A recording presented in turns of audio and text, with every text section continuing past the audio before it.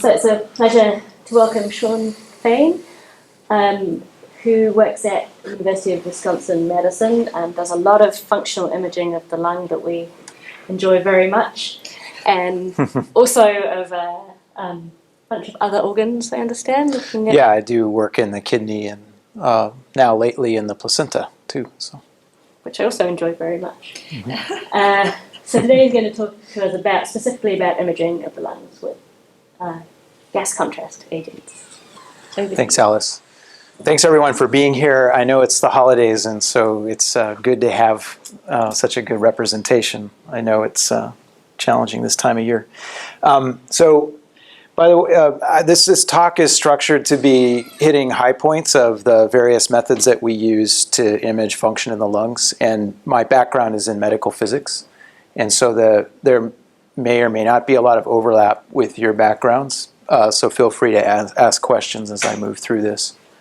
I want to talk first about why it's of interest to do MRI of the lungs and some of the challenges that we face, in particular in the lungs.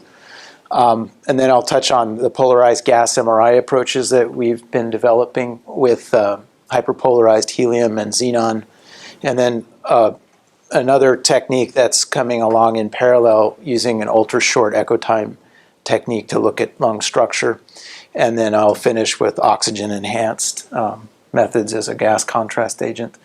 So the first thing to talk about is why is this a challenge? The conventional imaging technique for clinical applications in the lungs is CT because you have a much more consistent image of lung tissue density that allows you to look at airways and parenchymal tissues. But in the case of MRI, you have the challenge that two challenges. One, that the proton signal that you're using for contrast in conventional MRI is quite low in the lungs because it's mostly air. So you have a very low proton density to start with. And then in addition to that, the way in which we encode information with MRI is to use field gradients, right? And we have predicted linear field gradients that create frequency variations across the field of view of the image and enables us to tell where signal's coming from when we encode an image. But in the lungs, we have this sort of unique structure of tissue-air interfaces that are made up of the alveolar structures where gas exchange occurs. occurs. And when the magnetic field B naught, I always do this. Magnetic field B naught, this leads to a high field at the point where there's tissue and a very low field where there's air because there's essentially no spins there to generate a signal. And that generates these very short acting high gradient field variations. And those field variations are not accounted for by the encoding method, and that leads to signal dephasing, okay? And that means this signal that we would normally image when we excite the proton spins in the lung goes away very rapidly via what we call T2 star, which is the transverse spin decay rate, okay? So that makes it very challenging, but those two things make it very challenging to image lung tissues without some other means. So the opportunity, the other side of the coin, so that's the challenge. The opportunity is that imaging with MRI provides a wide range of different types of contrast that normally you probably couldn't leverage with a conventional imaging method like CT. And some of those different contrasts involve what I'm going to talk about, the hyperpolarized gases, where they're introduced exogenously via inhalation. And this is another example of an introduced contrast agent via inhalation, but instead of being a pure image of the gas itself, we're imaging the influence of the gas on the proton spins. So oxygen is a paramagnetic agent, so it has its own local field in response to it being present in the B naught field of the magnet. And that then leads to a shortening of neighboring MR active spins because there's an exchange between the spin of the proton and the spin of the electron on the oxygen. And that leads to a shortening of what we call T1, which is the spin lattice decay rate. That shortening then can be leveraged as a source of contrast, and that's what we're doing basically. And I'll explain that at the end of the talk. I mean, I'm just trying to give you a feel for the overview here. There's other techniques too that we can exploit, which I won't be talking about as much, but is also part of our work, such as perfusion and blood flow, pulmonary blood flow using flow encoding methods. There's just such a variety of different approaches for MR that enable us to assess access function. And then we'll talk a little bit about this UTE approach. So I said that we couldn't image the lung structures very well with MR, but there are some ways to try and get back some of that signal that's decaying away very rapidly by using a very, very short echo time. So that the dephasing that occurs in the lung tissues, it occurs very rapidly, but there are ways in which we can start to acquire the data very quickly after excitation. And that enables us to try and capture or recapture some of that signal that's decaying away. And we'll talk a little bit more about that. I won't have a lot of time to talk about gas diffusion, but I do show some data in which we're exploiting not only the spin densities that come from these hyperpolarized gases, but also the diffusion of the gas, not necessarily, well, to some extent we'll talk about diffusion into the bloodstream, but in this case it's physical diffusion into the air spaces themselves. And this is an example from someone who has emphysema. Okay, and so this hot spot is showing areas where the alveolar dimensions have increased so that the diffusion decay is greater because you're not restricting the gas diffusion into that space as much. Okay, so we're really trying to use a lot of different approaches here to get information from the lungs. So I'm going to go in and focus now a little bit on the polarized gas techniques. I don't know how much expertise the audience has in MRI, so I would going to start a little bit basic.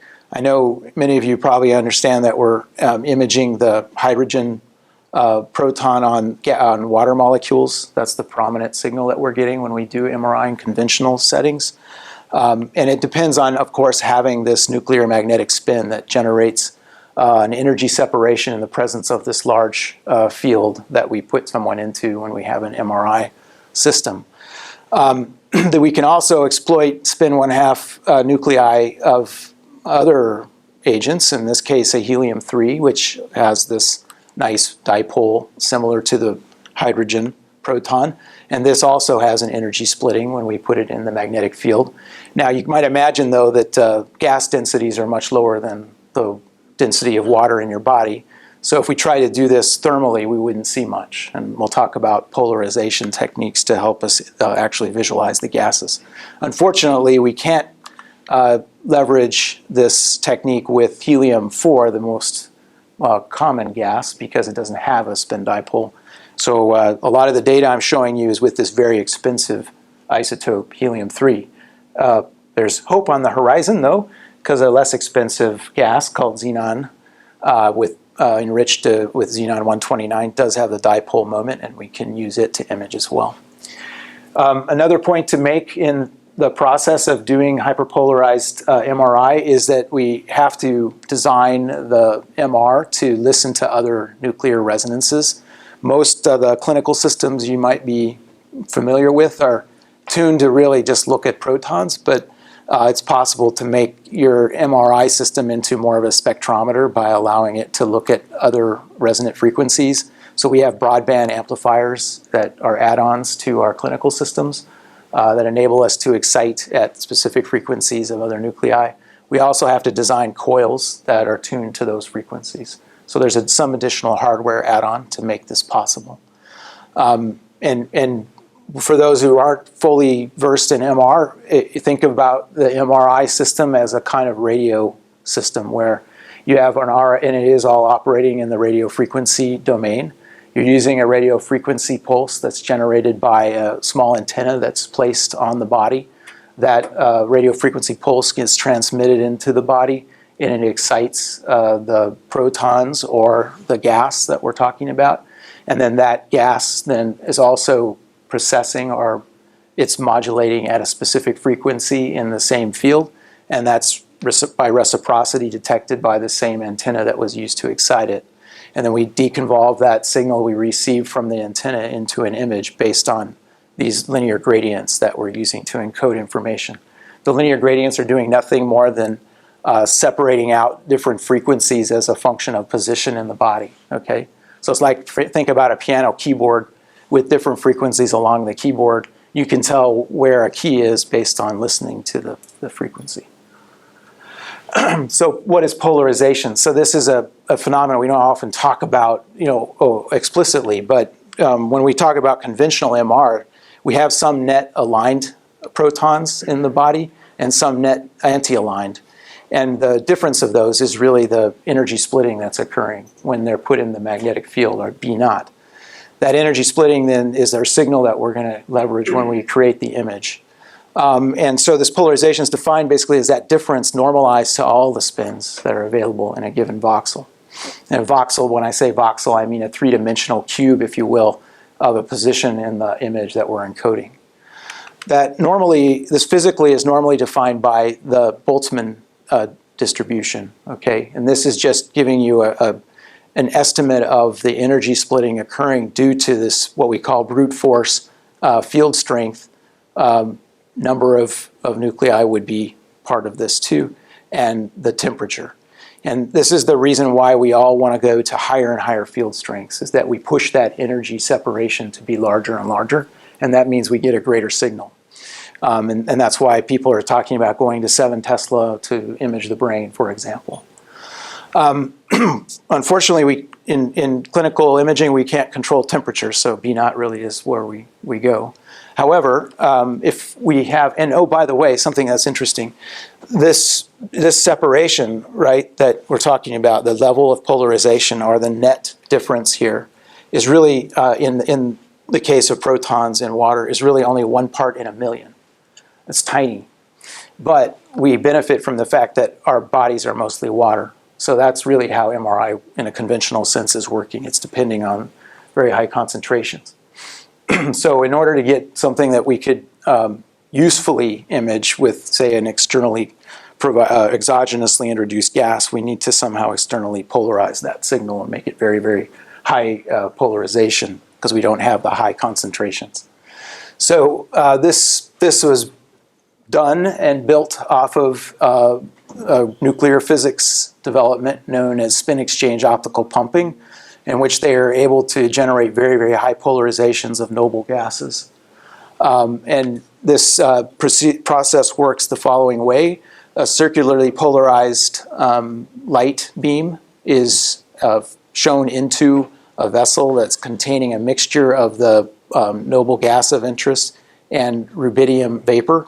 The rubidium has an electron that's polarizable, so you have also, each electron has a spin dipole, right? And that spin dipole then is interacting with the laser, the polarized laser light. That polarization from the laser light interacts with the electron and creates a net polarization of the electrons that then are interacting with the gas nuclei to transfer that polarization. This is not necessarily a very efficient process. It can take up to 18 hours, but it generates 30 to 40% polarization.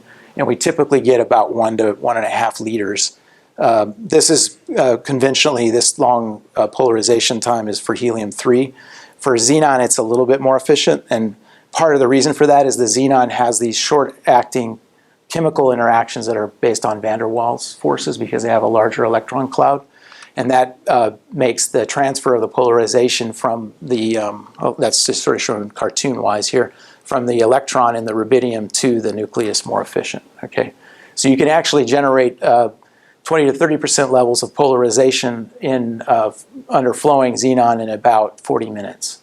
So it's somewhat like, what, an order of magnitude more efficient. Most of the different, I know for those who are versed in quantum physics, most of these interactions that are occurring between the photon and the electron spin are doing this based on hyperfine interactions. This is the Hamiltonian for the exchange between the polarized laser light and the rubidium electron. And then similarly, these exchanges are dominated by spin rotation, but mostly by the hyperfine interactions that are short-lived between these brief periods of coupling between the rubidium and the gas molecule.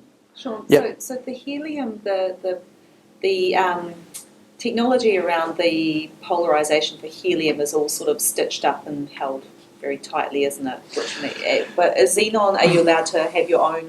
Oh yeah, your so own there's equipment for polarizing? there's actually no limit on your ability to create your own equipment for either helium or xenon. Okay. Yeah, I think what you may be referring to is that for a long period of time, a specific company owned the patent rights for the commercial utilization. Okay. But from the research point of view, there's really been has never been a limit on building your own system. I think what is encouraging about the translational picture moving forward is that the company that did control the IP has spun that out now, and there's 2 commercial vendors who are providing this kind of technology for polarizers here, for example, that could start to use this clinically out of the gate. So really aren't any restrictions anymore. Here's the technical setup that we have at Wisconsin. We have fortunate to have a 3T and a 1.5T with broadband capability, and next to that a CT750 CT scanner that enables us to do CT and MR on the same subjects. And then we also have xenon and helium polarizers right adjacent to the magnets. So the point I should make here is that the polarization that we're talking about is relatively short-lived. The pure gas can be maintained in a holding field for hours, but if you inhale it, okay, it mixes with that oxygen that's left in your lungs. Remember I said oxygen was paramagnetic? That starts to lead to exchanges with polarized gas that accelerates its decay. So you have about 30 seconds once it's mixed with oxygen. It's better to have the polarizers right next to the magnets so you don't lose that polarization when you transfer it from the polarizer to the patient. Some of the hardware we need shown here, like I said before, we need special coils that are designed to listen to the specific nuclei of interest. Most of these for the chest are simple, flexible wrap-around coils and are tailored, in this case, to fit like a ski jacket where the arms come out the sides there.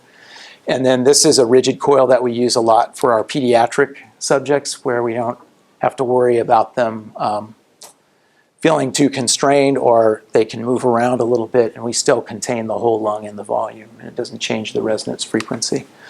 In addition, we have controlled gas delivery approaches that enable us to make sure people aren't breathing through their nose and that they breathe in the total dose.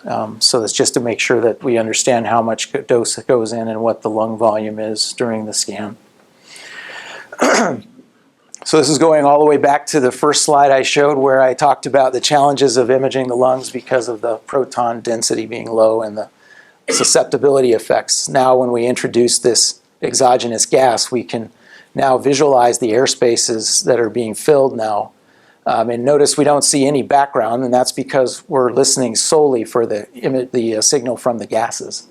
And so everything we see here is basically filled by gas, right? And you can see these dark regions here, which are actually the pulmonary vasculature, which of course just have blood in them and not gas, right? So this has some advantages now that we can start to look at function, right? Where is the gas going? So where is there obstruction that may be blocking the gas? And we can leverage that to study diseases such as asthma, COPD, and cystic fibrosis. And we'll talk a little bit about that now. First, I have to get, this is like the really nerdy part of the talk. So I don't know how many people in this room have ever done anything like pulse sequence programming, but we live in this world called K-space, and we have to talk about it. So K-space is simply the Fourier transform space. I don't know if those of, mathematically we actually record data for MRI in this Fourier transform domain. So everything we sample is really a spatial frequency in an image, right, instead of the image data directly. And once we sample those spatial frequencies, we can do the inverse Fourier transform back to the image space to get the image back. And it enables us to be kind of flexible, which is interesting. So we can start to do things like radial acquisitions, which are mimicking the trajectory and geometry we would use for CT imaging, right, where in the CT gantry, you have a rotating X-ray source that's projecting through the lungs or the body, and it has a detector behind it, and you do it at many angles. And this is the same idea. We're going to go around a wheel, if you will, and get spokes, each of which represents a set of spatial frequencies. We're going to grid that into an image space and then inverse transform it back, into this K space and inverse transform it back to image space. And then we can generalize that idea to, a sphere, if you will, where it's almost like a cush ball of projections, right, that fall along this sphere, and we have a 3D volume, okay? So this is really nice because it enables us to start to look volumetrically at the lungs like we would for a CT scanner, right? So spiral CT works on a similar concept. Yeah. So for the Viper image, is that uniformly dense? Is it just So that's a great question. Yeah, that's a very difficult question to answer. We can't mathematically be sure that we have a unique solution. The idea is to using these sort of Verneuil-based mathematical formulas to approximate an evenly distributed set of projections, but it's a non-unique solution. So that's sort of math nerdy stuff, but it's approximating an even density. Yeah. So the sort of navy rays at the top that look coarse, that's just sort of a... Yeah, so this is a good point. Thank you. So one of the things we can do that's kind of interesting here too is subsample this, complete, say this were a complete sample of rays. We can subsample it with these, sort of evenly distributed but undersampled rays to represent a sub-time point, right? Every one of these will go through what we call the center of K-space, which determines the contrast. And that enables us to update the temporal enhancement of, say, the gas flowing into the lungs at a more frequent rate. And then we can combine all that data together, as I'll show you, to get a temporally dynamic representation of the gas flow. And the other thing to be mindful of is that every time we excite this gas, and I talk about excite, I mean an RF excitation that is coming through that coil that's my antenna, right, in my radio frequency MR system. Every time I excite it, I spin some of that polarization that I work so hard to make outside the magnet, and it's not going to come back. And so if I basically do either too much RF energy and I flip the signal too greatly, I'm going to use it all up in one shot. Or if I do too many excitations, I'm going to really drive it down to where there's nothing left, okay? So you have to be very careful about your RF efficiency. So one of the ways we've leveraged this projection technique is to excite it just once and then acquire multiple echoes, right? So we refocus that signal multiple times and we get 8 half projections and put them together into the K-space. And we do that multiple times, we can eventually fill this space. But we're also going to play that same trick that you referred to, and we're going to subsample the sphere evenly to create different time points. And in the naming, the conventional naming in MR world, this is what we call the TR, or repetition time. So every time we excite from one excite to another is a TR, and then this is the whole readout time. So we're sampling data during all of those 8 half echoes. And this just has some nice qualities in terms of the data acquisition efficiency. So really where we want to go with this is to try and mimic some of the respiratory maneuvers that are used to evaluate lung function.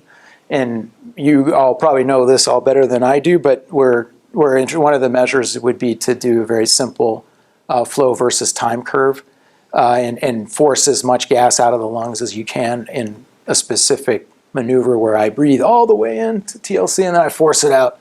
And this metric of the amount of gas that can flow out of the lungs in 1 second is what's called FEV1, and this is universally used as a measure of lung function, okay?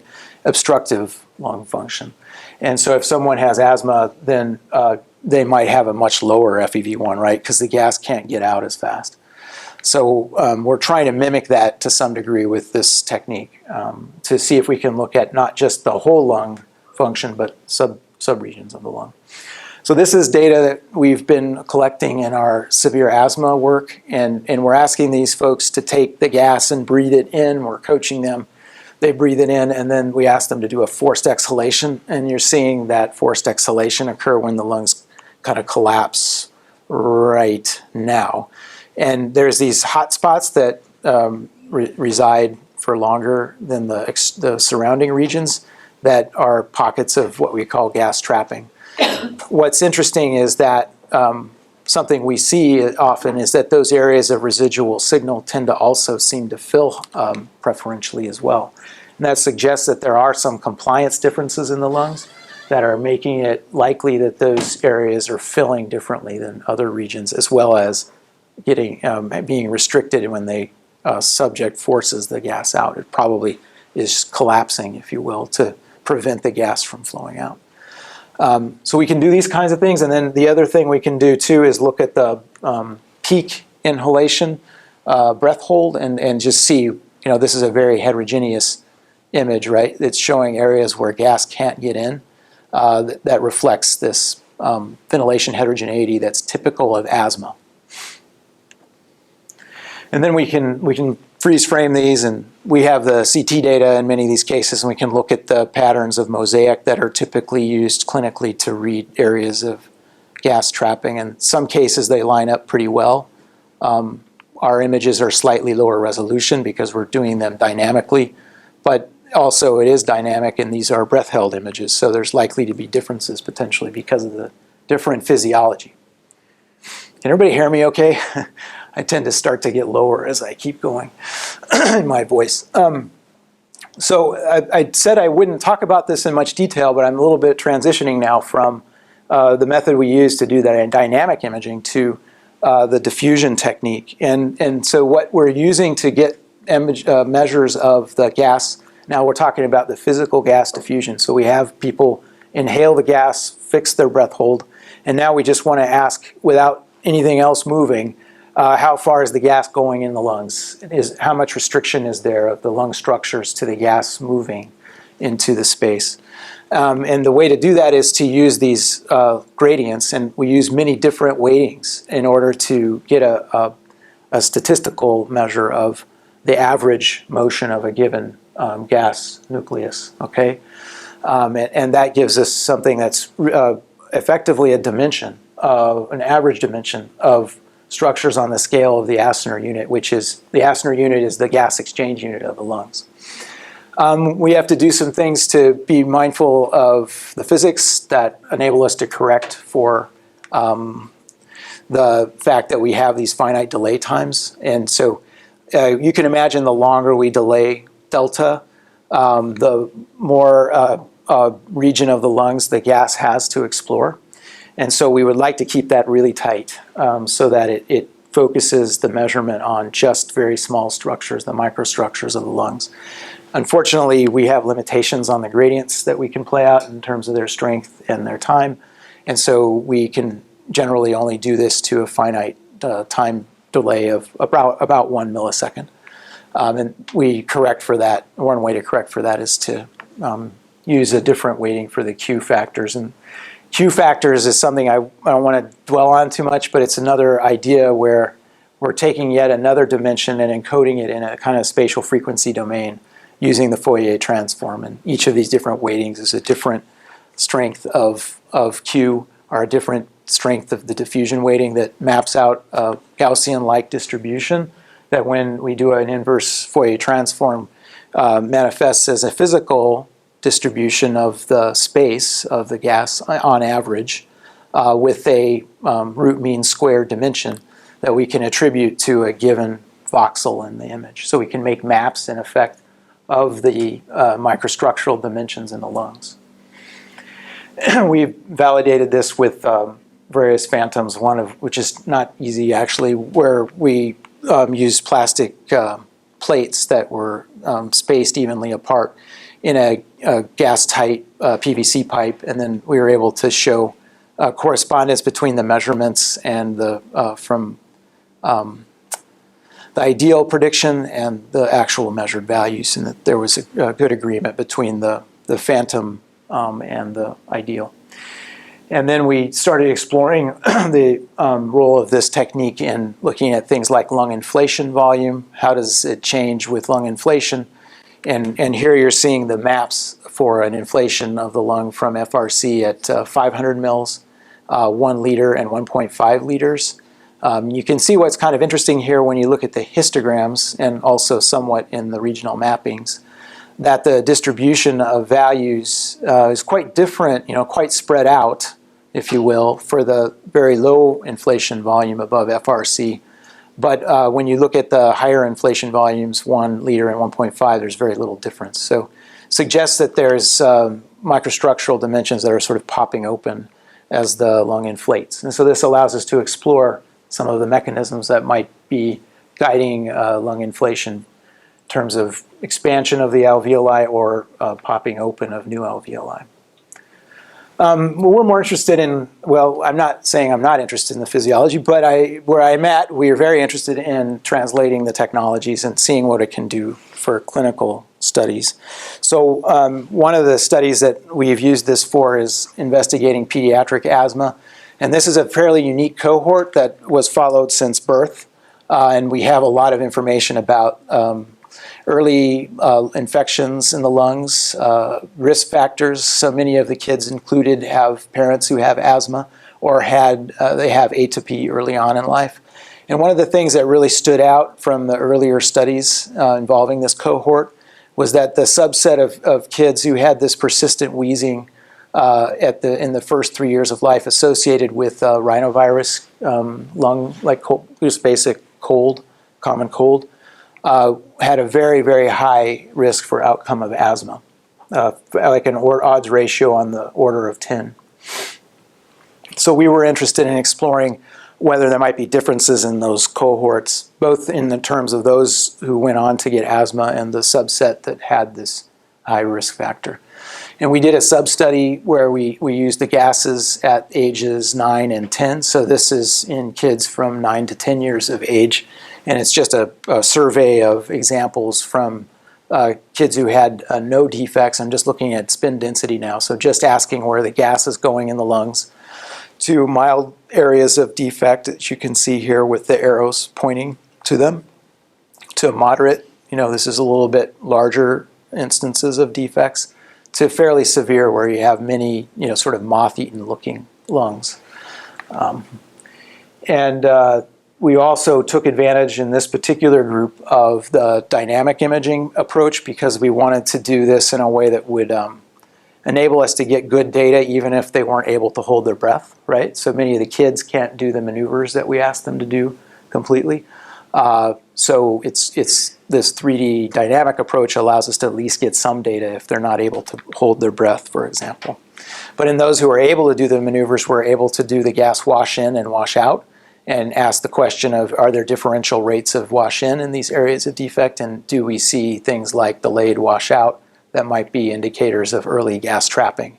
And in the most severe cases, we do in fact start to see that. In more of the mild cases, we see no gas trapping at all in this group.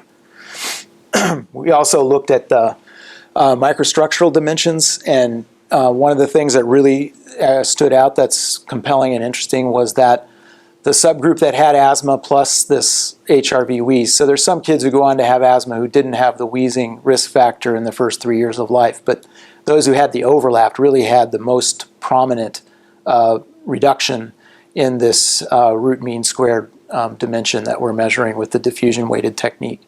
And so not only did they have more heterogeneity, but they had an overall reduction in the microstructural dimensions. And then this is the summary of the data from the group-wise comparisons. Here focusing, just because of the numbers, the population sizes that we had, the no asthma versus asthma, and this is that microstructural dimension I just talked about. So this is showing it smaller in the asthma group overall. And then this is what we call the standard deviation of, it's SSDX, which is a fancy short acronym for the standard deviation basically of the XRMS measurement. So this is a heterogeneity measurement, so you can see that the variations go up in the asthma versus no asthma. And then this is a ventilation defect measure. It's a score, not a quantitative measure at this point. When we published this, we were scoring them.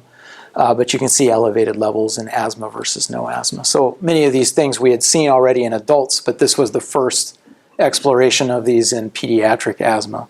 And then in particular, what was interesting was that we were able to connect these early stage risk factors to imaging outcomes that might allow us to follow up with biomarkers of early stage asthma severity. And then we're just generally interested in taking this technology because it's non-ionizing, potentially safe, much more safe than using CT. We're able to extend these techniques into very young children, and this is work we've done with Talialtas at Virginia, where we're looking at a healthy subject who's 4 years old, a 14-month-old with CF, and you can already see a defect, and then a 4-year-old with asthma, and you can already start to see defects. So many of these lung diseases occur and begin very early in life, and potentially by reaching back in time, but where these, beyond the time when these kids can start to do conventional spirometry, we can better understand not only the inceptions of disease and progressions, but potentially use this as a means to bring therapies earlier in life and preserve lung function. We've since been investing a ton of effort as a community, not just my group, but other groups, in quantifying the technique. So this is a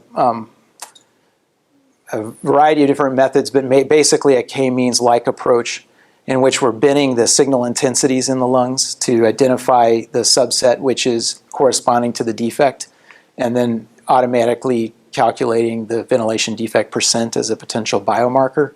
Not only that, we're also using these other categories of hyperintense signal. As you can see, that there's not only regions of dark, like binary loss of gas flow into a region, but also adjacent regions that seem to be hyperintense that might be seeing a greater density of gas as a consequence. And that might also be a marker that's potentially useful for monitoring disease progression. All right, in the interest of keeping to a variety of techniques and not running out of time, we've also been exploring hyperpolarized xenon, and this is the advantage of this technique is that it's soluble.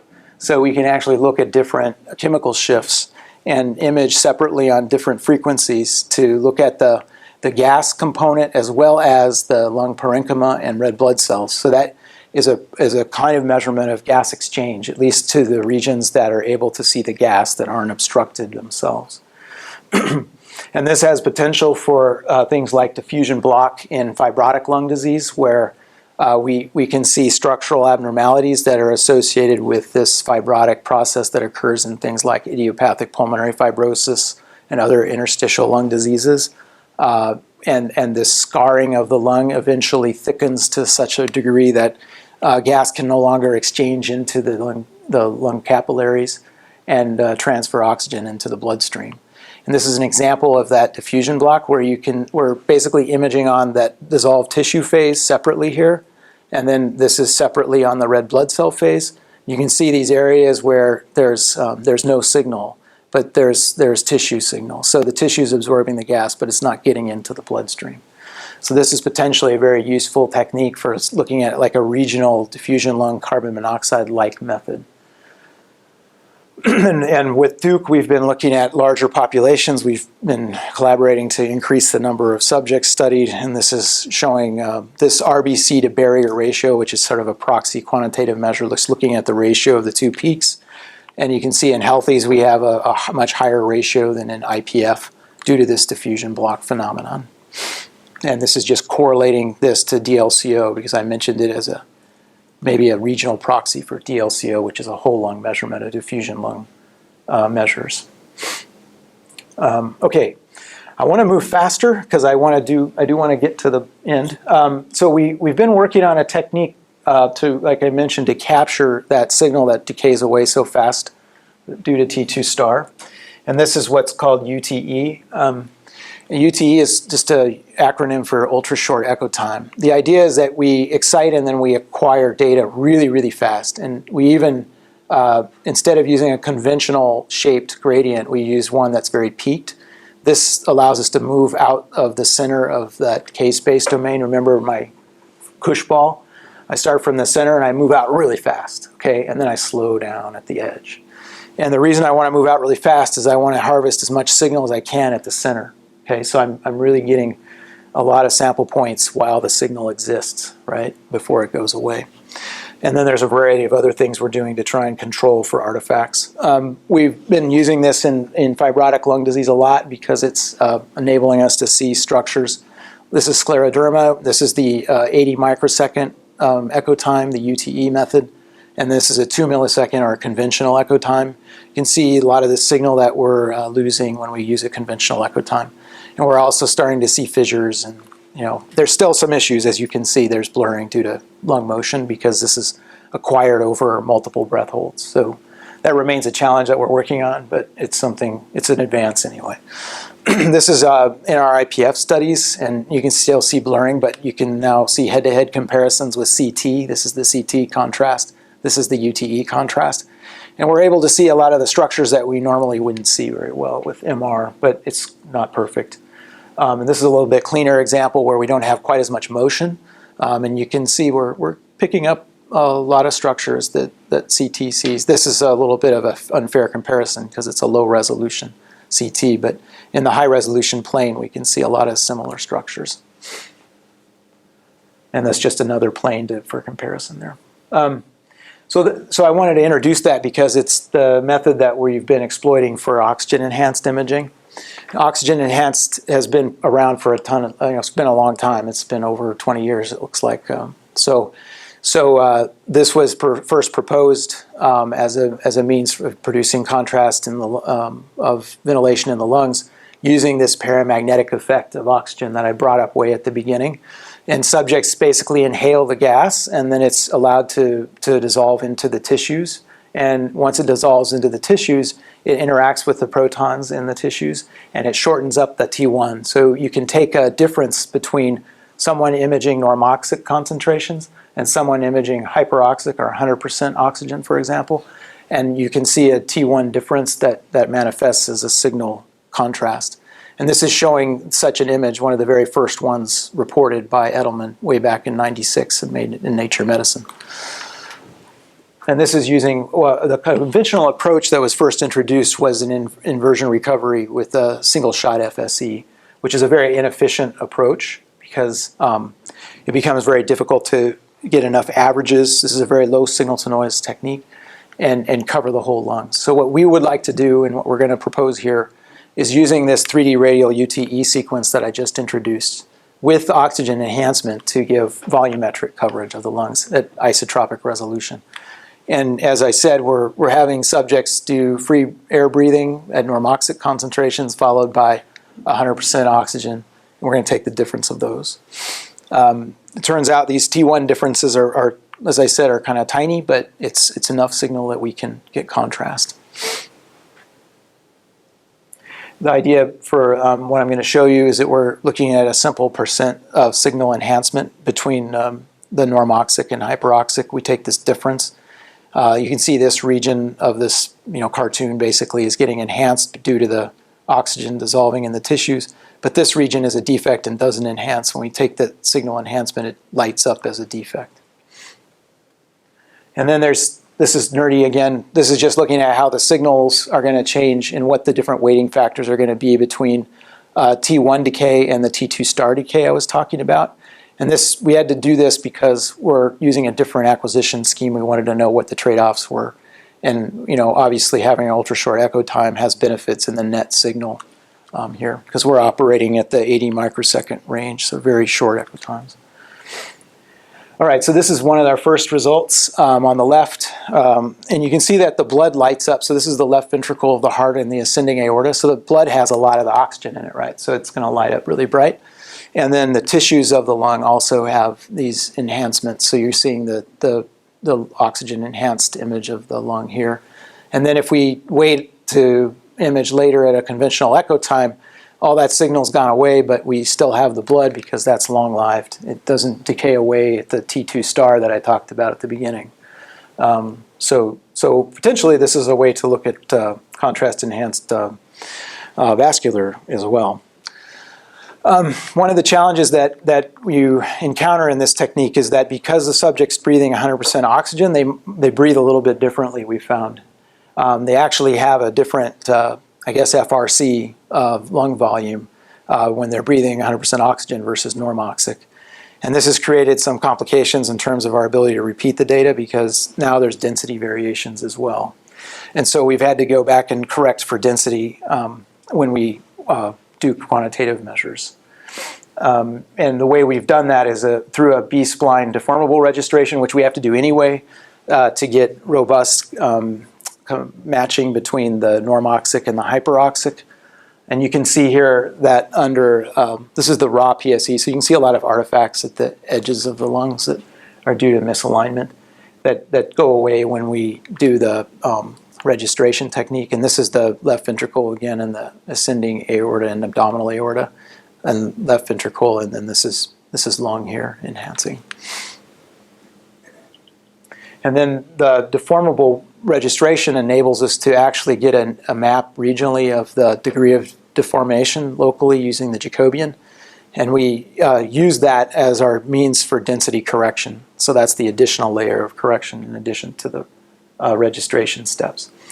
So this is kind of putting it all together in a healthy normal subject. We have raw data with no alignment and then with alignment and density correction. This is scan 1 and scan 2 where we're trying to compare repeatability of our median percent signal enhancement and our ventilation defect percentage. We get reasonable performance. One of the challenges that you'll see in this data is that we are not getting very good DICE coefficients, which is the regional comparison of where we're seeing defects. We're able to see them, though, in diseases like asthma. And this is showing repeatability studies in an asthmatic subject, noting areas of ventilation defect similar to what we talked about with the polarized gases. And by the way, why are we bothering with this? So all that hyperpolarized gas stuff, that costs a lot of money. Not everybody has it. And the use of oxygen-enhanced approaches could enable us to disseminate these kinds of techniques almost anywhere. Every MRI suite has an oxygen, or most of the ones I've ever been to, have an oxygen source in them, and you could easily set this up to do functional imaging anywhere. And then this is looking at the repeatability of the percent signal enhancement and the ventilation defect percent using oxygen. And then this is a case of cystic fibrosis, fairly severe. You can see the extent of the defects shown by the green outlines, but also reasonably good reproducibility now, which wasn't so good before when we weren't correcting for the density. We also see things like AP gradients. In the supine position, we expect there to be a density gradient of the lungs, and so different regions are at a different point in the pressure volume, so they'll inflate preferentially, particularly the posterior. And so we expect the posterior to show a higher degree of enhancement, and by and large that's true. Here we're looking at a number of, we're also looking at asthma and cystic fibrosis, and some of that deviation from the AP gradient is probably due to disease. And this, I put this in because Sue Hopkins used it. I thought it was a very visceral example of why you see a gravity dependence in the lungs. And so what's going on is the posterior region, the alveoli are much more densely spaced, and they're more preferentially going to take up the inhaled oxygen versus the anterior regions, which are already more inflated as a result of the gradient. So we have this unique situation where we have both the oxygen technique and the gas, hyperpolarized gases, so why not compare them? So this is looking at comparison of oxygen-enhanced and hyperpolarized MRI in a cystic fibrosis subject. And obviously we see a lot more with the hyperpolarized gases. Beautiful signal to noise, lots of small defects. But we're picking up some of the major ones here with the oxygen-enhanced technique, albeit a lower resolution method, but we're still seeing some of the primary disease. And then another example, also in cystic fibrosis, comparing defects with hyperpolarized helium on the top and oxygen-enhanced on the lower row. And then when we look at the population-based measures, this is normal subjects. Asthma have a overall mean or median that's reduced in terms of percent signal enhancement, and overall median is further reduced in the cystic fibrosis group. This is now looking at the alternative measure, the ventilation defect percent, which we're more used to from the hyperpolarized gas work, normal, asthma, and cystic fibrosis. So we're at least seeing the trends that we would expect with this new technique. And then I'll one of the slides I wanted to finish with was kind of juxtaposition of all of these techniques. And I haven't talked about use of fluorinated gases, which is an alternative approach. But these three, at least, are all in the same subject. So you're seeing hyperpolarized helium-3, beautiful signal to noise, really high resolution. Xenon, pretty good, a little bit lower SNR, a little bit lower resolution. Oxygen-enhanced that I just talked about. And then this is not from the same subject, but another way to image is using a direct measure of the fluorinated gas, and this time looking or listening to the fluorine gas nuclei. So all of these are different approaches that are available to us. I'll finish up. Hyperpolarized gases can, hopefully I've convinced you, can non-invasively assess lung function. And I've shown you some asthma and CF applications to prove that it's clinically of interest. And also, I think very interesting from both a physiology point of view, but also clinically, the role of xenon 129 and its solubility, and particularly in this application, looking at fibrotic lung disease, but it might have broader applications. And then I think what I find most exciting about UTE is that it's available for volumetric coverage, isotropic resolution, and it provides us a means to also look at lung function through the oxygen-enhanced method and provide complementary structure and function. Similar to what I showed you with the comparison of the fibrotic lung disease in xenon, we can start to do that potentially with the oxygen-enhanced as well, because we get the UTE structure for free. And I'll finish there. Thank you very much for your attention.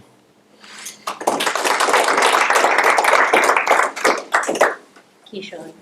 Open the room to questions. Yep. Yeah. I just have a naive question. So you have talked about xenon and helium, which are the noble gases, and oxygen. So it kind of reminds me of nitrogen, which is just very similar to oxygen and very abundant. And it would be, so this is a naive question. Why don't we use nitrogen? Yeah, there's no really use. First of all, it doesn't have a paramagnetic effect, so we can't leverage the same technique that we're using for oxygen. And then there's no viable dipole, isotope that we could use for MR imaging. Now there is a nitrogen approach that's used for PET, right? So there's PET imaging with nitrogen-based agents that do similar kinds of measurements of ventilation. And one of the advantages of that PET approach is that because the gas is soluble, you can also look at the perfusion and do ventilation perfusion in the same context. So that's a definite strength of that approach. But having a PET scanner is also a technical limitation. Yeah.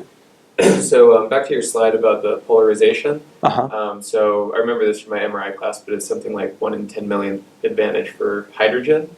Yeah. For hyperpolarized helium, is it about the same sort of small polarization advantage in the spin up versus spin down direction? If you were trying to... quantum effects that give you a boost in the signal. So the quantum effects are enabling, basically. There's no way we could image if we were trying to just image with a conventional thermal separation of the spin up and spin down. So what we're doing is, by using that spin exchange optical pumping technique, is we're getting polarizations that, say, from 1 part in a million go all the way up to 40 to 50%. So it's 100,000 times. It's orders and orders of magnitude improvement in the number of spins that are in alignment versus those that are anti-aligned. And that creates this very large energy separation then that enables us to see the gas. Otherwise, there would be no hope. Right. Yeah. You may have talked about this, I came in late, sorry, but can you get ventilation perfusion by a combination of gadolinium perfusion with the polarized gas? Yeah, I haven't talked about that, but we've been working on, independently working on other techniques for gadolinium-based perfusion of the lungs. And those, in particular in cystic fibrosis, we've been looking at the interplay of the hyperpolarized gases with the perfusion, largely because my colleague Scott Nagel, who's the one who's guiding and driving the perfusion imaging, is interested in using that as an alternative to the gases, because they're typically in CF, the mucus plugging generates a very well-matched ventilation perfusion. At least that's what we're seeing. And that looking at perfusion defects can help characterize the disease without having to resort to the gases potentially. But the same technique could be used to look at ventilation perfusion mismatch in a wide range of obstructive diseases and other diseases as well. So on your UTE work, so I've worked with dual echo UTE, so there's an echo at 0.08 milliseconds and another echo at 2.5 milliseconds. Yeah. So you can take the subtraction image, and in your case, you'd get all lung tissue with no blood. Huh. Right? Yeah. Yeah. So I was point. thinking to myself that might be cool, but at the same time, you presented you've got that 8 half echo sequence. So I was just wondering if you would be able to do a short echo as well as ultra short echoes. Yeah, so in fact, we are doing that, and I just didn't say it. So when I was comparing the results for the 80 microsecond versus the 2 millisecond, that's acquired in the same breath hold and the same acquisition, and we're going out and then we're coming back. Okay. So we're using that same idea. Cool. Yeah. Great. I'll ask my questions later. So. Okay. Great. Well, thank you. Thank you again for being here so close to the holiday. I appreciate all the questions and attention. So, well, thank you. Sean, again.